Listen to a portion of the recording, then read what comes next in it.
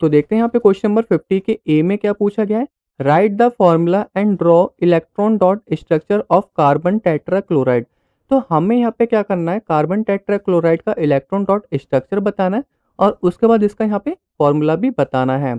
तो करते हैं यहाँ पे ए वाले पार्ट को सॉल्व। तो जो इसका यहाँ पे मॉलिक्यूलर फॉर्मूला होगा वो हमारे यहाँ पे क्या होगा, CCl4। और अगर मैं यहाँ पे इसका स्ट्रक्चरल फॉर्मूले की बात करूँ तो ये हमारे यहाँ पे क्या हो जाएगा, कार्बन, और चारों तरफ हमारे यहाँ पे क्या लग जाएगा, क्लोरीन लग जाएगा। और उसके बाद हमें यहाँ पे इसका इलेक्ट्रॉन डॉट स्ट्रक्चर बनाना है। इलेक्ट्रॉन डॉट स्ट्रक्चर बनाने के लिए हमें यहाँ पे कार्बन का आउटर मोस्ट ऑर्बिट में कितने इलेक्ट्रॉन्स होते हैं और क्लोरीन के आउटर मोस्ट ऑर्बिट में कितने इलेक्ट्रॉन्स होते हैं वो हमें यहाँ पे पता होने चाहिए। तो कार्बन का एटॉमिक नंबर 6 होता है और इलेक्ट्रॉनिक कॉन्फ़िगरेशन इसका यहाँ पे क्या होगा, 2 and 4। तो आउटर मोस्ट ऑर्बिट में हमारे यहाँ पे कितने इलेक्ट्रॉन्स होते हैं, 4 इलेक्ट्रॉन्स होते हैं। एज इट इज मैं यहाँ पे क्लोरीन की बात करूँ तो क्लोरीन का एटॉमिक नंबर यहाँ पे कितना होता है, 17 होता है। और इसके आउटर मोस्ट ऑर्बिट में कितने इलेक्ट्रॉन्स होंगे, यहाँ पे हमारा इलेक्ट्रॉनिक कॉन्फ़िगरेशन हो जाएगा 2 8, क्योंकि सेकंड वाले में हम यहाँ पे मैक्सिमम 8 इलेक्ट्रॉन्स फिल कर पाएंगे। और थर्ड में हमारे यहाँ पे कितना बचा, 7। तो इसके आउटर मोस्ट ऑर्बिट में कितने होते हैं, 7 इलेक्ट्रॉन्स होते हैं।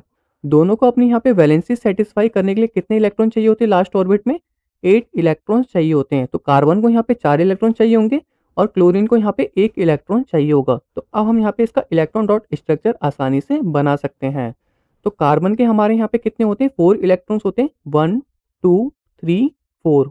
और क्लोरीन के आउटर मोस्ट ऑर्बिट में कितने इलेक्ट्रॉन्स होते हैं, 7 होते हैं, 1 2 3 4 5 6 7। तो यहाँ पे इसके क्लोरीन के 7 हो गए। एज इट इज मैं यहाँ पे नीचे की साइड भी कर लूंगा 1, और यहाँ पे क्लोरीन, तो एक तो मैंने यहाँ पे लिख लिया, 2 3 4 5 6 7। एज इट इज हम यहाँ पे बात कर लेंगे क्लोरीन की, तो यहाँ पे कितने हो जाएंगे, 1 2 3 हमने यहाँ पे ले लिया था, 4 5 6 7। एज इट इज हम यहाँ पे बात कर लेते हैं क्लोरीन की, एक हमने यहाँ पे ले लिया, 2 3 4 5 6 7।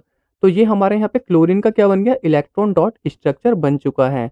अब मैं यहाँ पे शो करता हूँ कि यहाँ पे इसने 8 इलेक्ट्रॉन्स किस हिसाब से सेटिस्फाई किए अपने लास्ट ऑर्बिट में। तो आपको यहाँ पे कार्बन दिख रहा होगा, तो ये हमारे यहाँ पे कार्बन के कितने इलेक्ट्रॉन्स दिख रहे हैं, यहाँ पे 8 इलेक्ट्रॉन्स हो गए। क्लोरीन की बात कर लेते हैं, तो क्लोरीन का यहाँ पे 8 इलेक्ट्रॉन्स हो गया।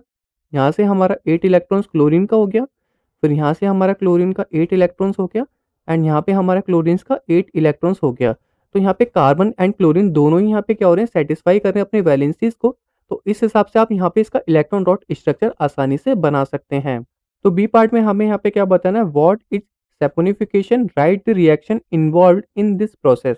तो जो यहाँ पे सैपोनिफिकेशन प्रोसेस होती है वो हमें यहाँ पे सोप बनाने के लिए काम आती है, और होती क्या है वो हम यहाँ पे डिस्कस कर लेते हैं। तो इसके डेफिनेशन में आप यहाँ पे ये लिख सकते हैं, when esters are hydrolysed in the presence of sodium hydroxide.